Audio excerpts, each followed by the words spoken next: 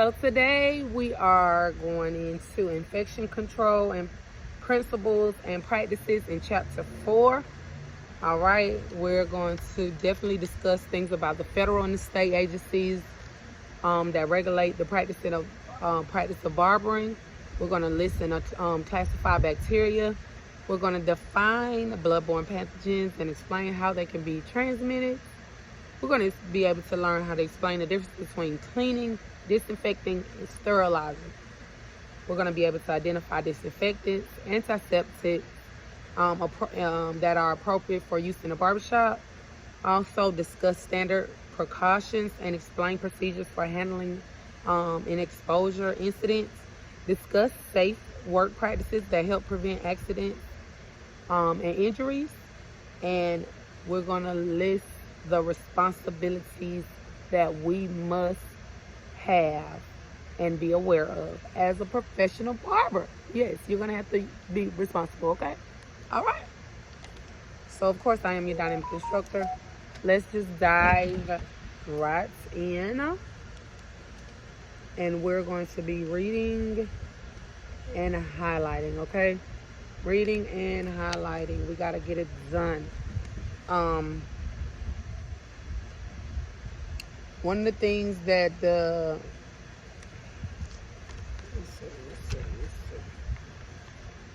you should honestly have read, okay?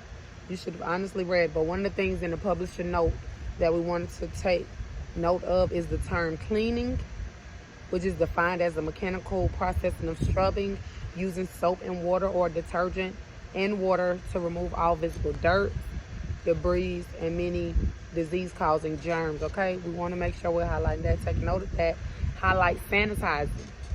It is defined as a chemical process for reducing the number of disease-causing germs on cleaned surfaces to a safe level, okay? And then disinfecting. The term disinfecting is defined as a chemical process for use with non-porous items that use specific products to destroy harmful organisms, okay? Except bacteria spores on implements and environmental services. So in the introduction, understand since transmission can also occur when using contaminated implements, tools, or equipment, the performance of effective infection control procedures must be top priority in the barbershop. Safe work practices require that implements, tools, and equipment be used safely, okay? And that you be aware of situations that can cause accidents in the barbershop. You are also responsible for employing safe work practices to help prevent accidents and injuries from occurring in the workplace. It's your responsibility. If you're catching this, if you're reading, if you're listening, if you hit play, okay, you're responsible. You, not just the owner, but you're the licensed barber or soon to be licensed barber, okay?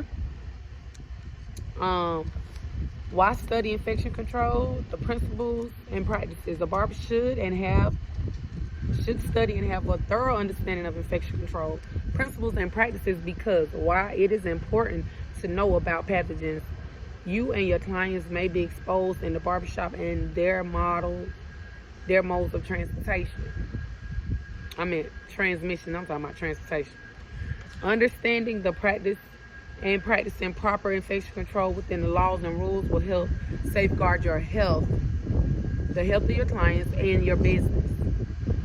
It is important to respect the procedures for handling chemicals used in cleaning and disinfecting by reading labels and following manufacturer's instructions to keep you and your clients safe. Practicing safety precautions on a daily basis protects your clients and your license. A responsible professional barber is conscientious about infection control and safety, okay? Understand that. So let's go down to discussing, meet the current regulations for health and safety. Discussing the state and federal agencies that regulate the practice of barbering. That's the learning objectives for this section.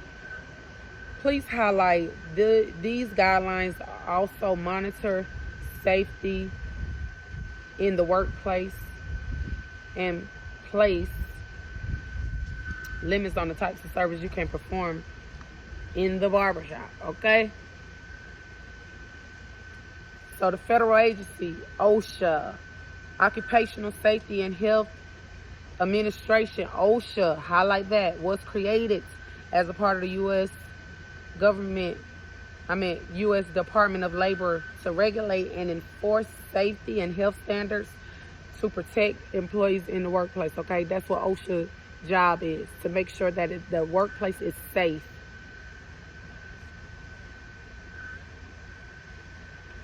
And it meets the standards for the health code. Let's drop down. We're going to talk about both federal state laws that require the manufacturer to supply a safety data sheet. Highlight that. And what that safety data sheet, which is known as a SDS or MSDS, a material safety data sheet, is going to have all the chemical products that the products manufactured and sold. That lets you know what is inside of your business. What are you using? What's inside of the products that you're using, okay? Highlight number 6, accidental release measures, emergency procedures, protective equipment, and proper methods of contaminants and cleanups are listed. Make sure you have thoroughly read this chapter. As we're going through highlighting, you can always add notes, do little notes or whatever you need to do about what you're reading and what's sticking out to you. But these are just some general highlights, okay? Number 11, please highlight toxicology information, routes of exposure, related systems, and acute and chronic effects are included.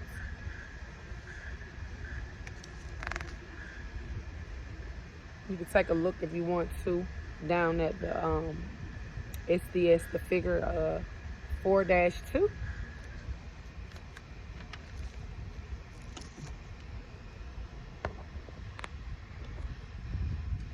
Environmental, turn the page on page 60. We're talking about Environmental Protection Agency, the EPA, okay? Highlight the EPA registers all types of disinfectants sold and used in the United States. Disinfectants are chemical products that destroy most bacteria, excluding spores, fungi, and viruses on surfaces. 2 types that are used in the barbershop are hospital disinfectants and tuberculosis disinfectants. Okay? So we're going to go down, drop down to tuberculosis disinfectants, often referred to as flavonics, are proven to kill bacterium that causes tuberculosis. Highlight that. Let's move over to the next page in that paragraph where it says it is against federal law to use any disinfectant product in a way contrary to the use indicated on its label. That's against the law. State regulatory agencies and agency can issue penalties against both the barbershop owner and the licensee. Vital that you understand and follow the laws and rules of your state at all times. It is vital. You want to understand that. Laws and rules. What's the difference? What's the difference? Let's highlight this whole entire paragraph, because laws are written by both federal and state legislators that determine the scope of the practice, what each license allows the holder to do, and establish guidelines for the regulatory agency to make rules. Laws are also called statutes. Rules and regulations are more specific than laws. The regulatory agency or the state board writes the rules to determine how the law must be applied. Rules establish specific standards of conduct and can be changed or updated frequently. It is the barber's responsibility to be aware of any changes to the laws and the regulations and comply with them. Ignorance of the law is not an acceptable reason or excuse for non-compliance. Let's drop down under understanding the principles of infection. All right, In this section, you'll be able to list types of classifications in bacteria, identify the bloodborne pathogens, and explain how they're transmitted. So one careless action, highlight this, can cause an infection. One careless action can cause an injury or an infection, which is the invasion of the body tissue by disease-causing pathogen, okay? What I did was underline, you could lose your license or ruin a shop reputation. I think you need to understand that. And understand that prevention begins and ends with you. What are you doing to maintain the integrity? Okay?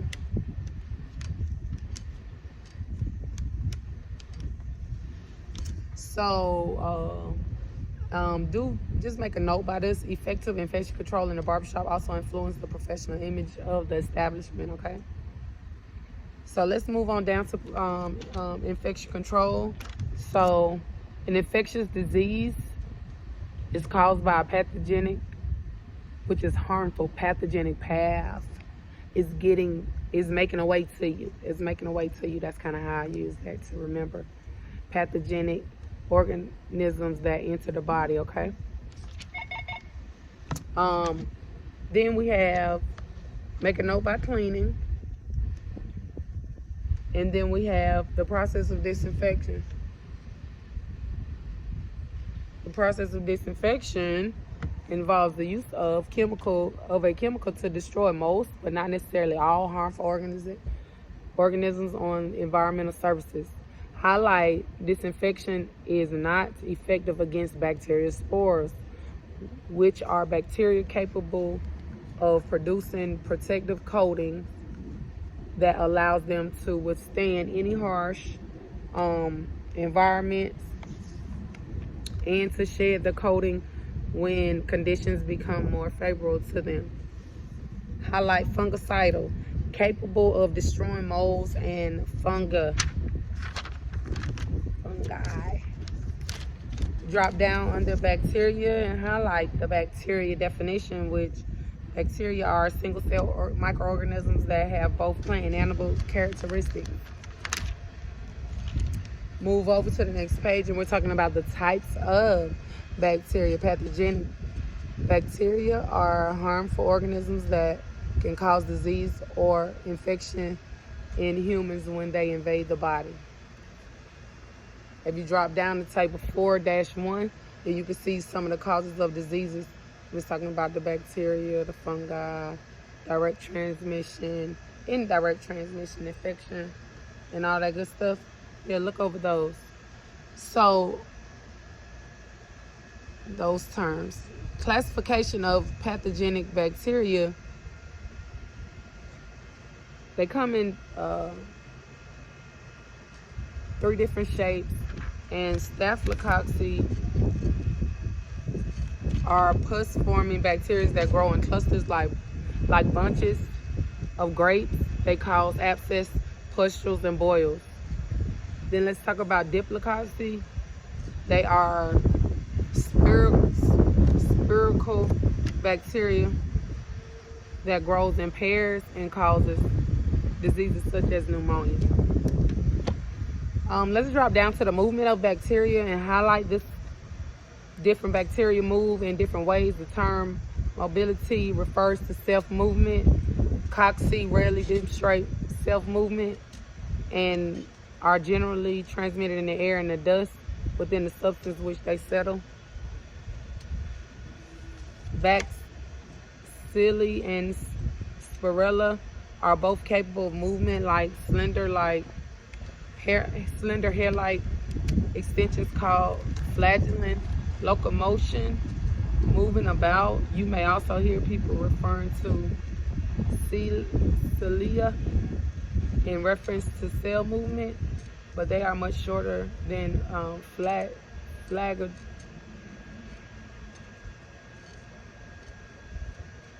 flagellum. Bacteria requires relatively many more cilia to ensure self-movement.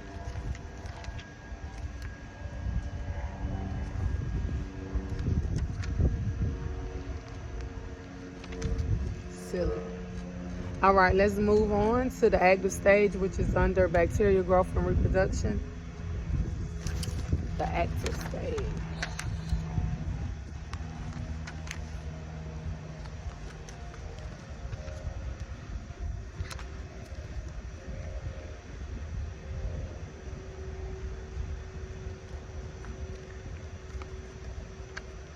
All right, the active stage is talking about during the active stage, the bacteria grows and reproduces. Bacteria multiply best in warm, dark, damp, dirty places. When conditions are favorable, the bacteria grow and reproduce. When they reach their largest size, they're divided into two cells. This division is called binary cell. The cells formed as a result of binary fissions are called daughter cells and produce every 20 to 60 minutes. Did you know that? The inactive stage is certain bacteria, such as bacteria that cause tendinitis and baluculis, among others, can form spores by coating themselves. So also drop down to under bacteria infections and inflammation is a condition in which the skin of the body reacts to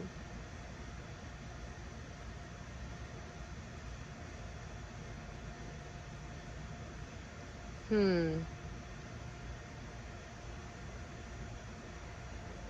me read that again. And inflammation is a condition in which the tissue of the body reacts to the injury, irritation, or infection. And inflammation is characterized by redness, heat, pain, and or swelling.